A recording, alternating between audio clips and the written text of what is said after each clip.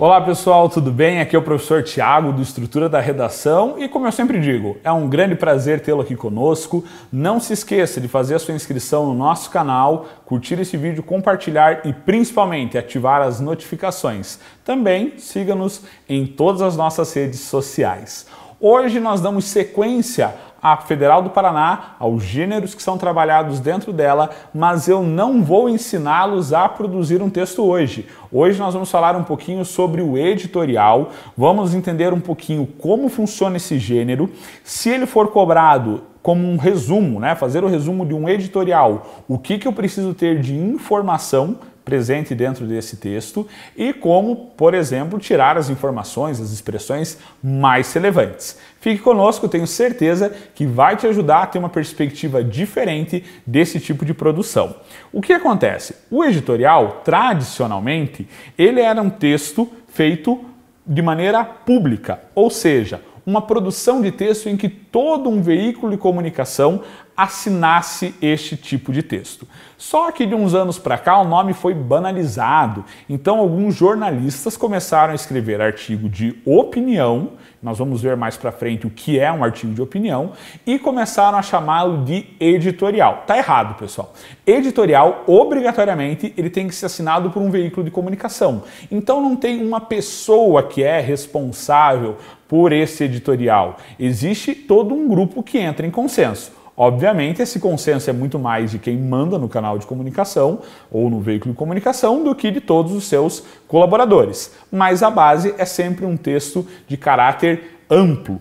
Porque, eu até brinco, é um texto para chamar de nosso. Assim evita-se processo, evita-se uma série de implicações, principalmente em um país como o nosso, que viveu o regime ditatorial, e com isso a manifestação de pensamento individualizada era um pouquinho mais complicada. Então, sempre que nós pensarmos em editorial, vamos remeter lá à ideia que o dicionário aponta para nós. O dicionário Michaelis define como um artigo de destaque que exprime o ponto de vista do jornal ou do redator-chefe, o ponto de vista da emissora, do responsável pelo programa e, às vezes, do apresentador. Às vezes, do apresentador a gente vai ignorar. A gente vai trabalhar sempre que o editorial é um texto coletivo. Para isso, ele tem algumas marcas que mostram que é um texto de opinião. Primeira coisa, o editorial vai ter uma linguagem de proximidade, ou seja, ele vai tentar trazer expressões de cunho popular diante do seu debate, diante da sua discussão. Um segundo ponto, que é super relevante, é entender que vão aparecer advérbios ou locuções adverbiais que vão expressar opinião. Palavras como certamente, indubitavelmente, sem dúvida, ou até mesmo expressões como é certo, vão aparecer dentro da produção de um editorial, porque sempre vai buscar enfatizar a opinião. Então nós vamos trabalhar com um texto de um caráter opinativo extremamente forte, extremamente agressivo para quem está lendo o texto. Lembre-se, e esse é um ponto bem importante para nós, de que como o editorial não é assinado por ninguém, ele me dá uma possibilidade de crítica mais acentuada, mais grave do que outros tipos de produção.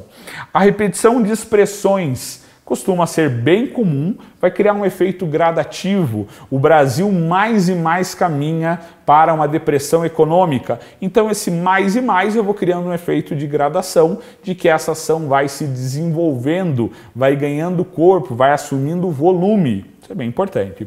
Primeira pessoa no plural, pelo motivo que nós já comentamos, é muito difícil o editorial, na verdade não é característica natural dele, ser assinado por um indivíduo, por isso a primeira pessoa no plural acaba permanecendo e, como nós comentamos, a ideia de expressões mais populares, uma linguagem um pouco mais relaxada, para justamente poder fazer uma crítica que seja acessível a todo mundo.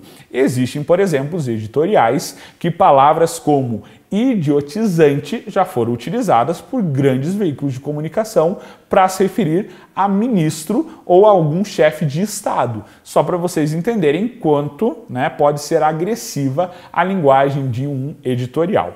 E aí nós vamos trabalhar com um único fragmento, que é um fragmento do editorial do jornal O Globo a respeito do presidente Jair Bolsonaro. De novo, não interessa o seu posicionamento político, mas interessa nós analisarmos o texto e entender um pouquinho o vocabulário que é utilizado e como é feita a argumentação. Muito legal de estudar o editorial é porque nós vamos ver ponto argumentativo, ponto das informações mais importantes que podem se transformar em um resumo. Como eu falei, mais importante do que aprender a escrever um editorial é conseguir identificar as marcas dele. A partir do momento que eu tenho a compreensão e a identificação dessas marcas, a minha produção de texto com certeza vai ficar bem melhor. Vamos dar uma olhadinha?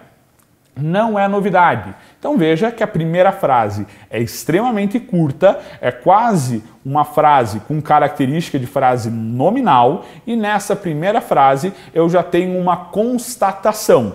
Não é novidade. Ou seja, todo mundo, olha que interessante, sabe o tema que eu vou discutir. Obviamente não é todo mundo e obviamente para alguém possa ser novidade as informações que o editorial vai trabalhar. Mas como a ideia é aproximar a linguagem e aproximar o leitor, ele já começa com uma frase como essa para quebrar uma barreira acerca do tema.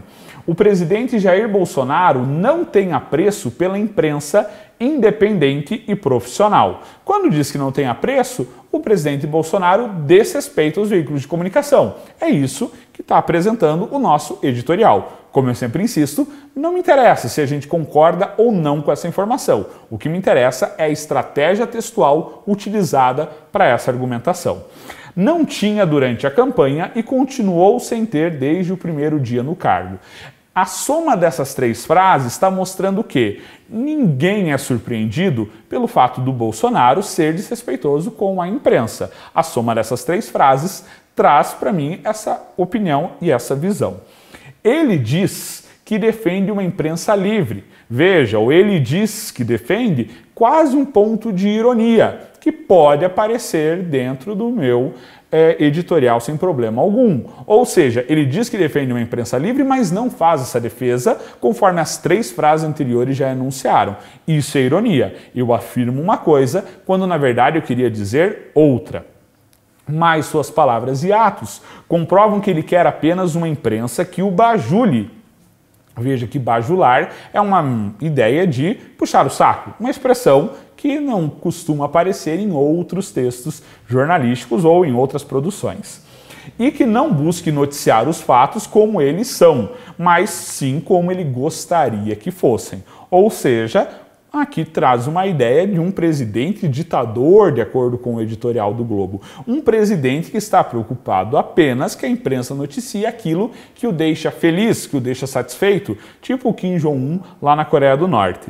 A essa altura, ele já sabe que jamais terá isso daqueles que praticam com zelo o jornalismo profissional. Perceba que não é novidade, ele já sabe, não tinha, não tem, não terá, são todas as construções que dão uma ideia de senso comum, de que todo mundo sabe o padrão de comportamento do presidente acerca da imprensa. É interessante observar esse movimento, é interessante observar essa articulação, para criar essa ideia, essa perspectiva de opinião. E por fim, aí ele traz uma expressão que a gente já falou para ficar bem atento. Certamente, veja, afirmação extremamente contundente, por isso utiliza-se os advérbios. Os advérbios sempre vão trazer ideias de certeza, vão trazer ideias de afirmação, de negação, o que favorece muito o ponto de argumentação do nosso texto. Certamente não terá isso dos veículos do Grupo Globo. Lembra a ideia de trabalhar o veículo de comunicação e não o indivíduo. Seus antecessores não tiveram, mostrando como se a Globo sempre tivesse um papel imparcial na cobertura política, e seus sucessores não terão, dizendo que independentemente do viés ideológico, todos serão cobrados a cumprir com as suas obrigações e com as suas funções. Veja então que o editorial reforça princípios que, teoricamente, norteiam o Grupo Globo de comunicação, ou seja, isenção política, independente das ideologias que estão dominantes, de esquerda ou de direita, não interessa. Nenhuma delas vai prevalecer acima dos princípios editoriais do Grupo Globo.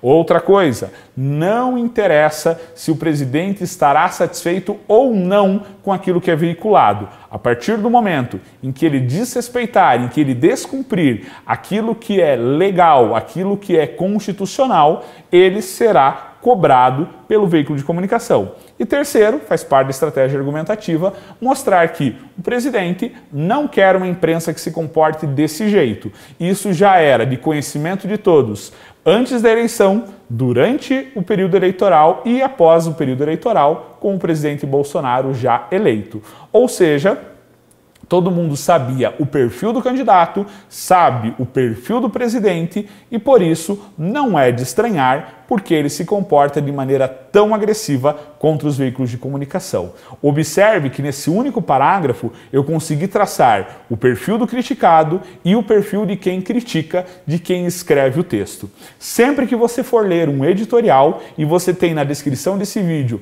o link para o site do Estrutura com outros editoriais, leia sempre com essa perspectiva. O que diz o editorial acerca do veículo de comunicação e o que diz o editorial acerca daquele que é alvo, é objeto da crítica estabelecida. Espero que vocês tenham gostado, que vocês tenham mudado um pouquinho a visão na leitura do editorial e nós nos encontramos nas nossas próximas aulas. Um abraço, tchau, tchau!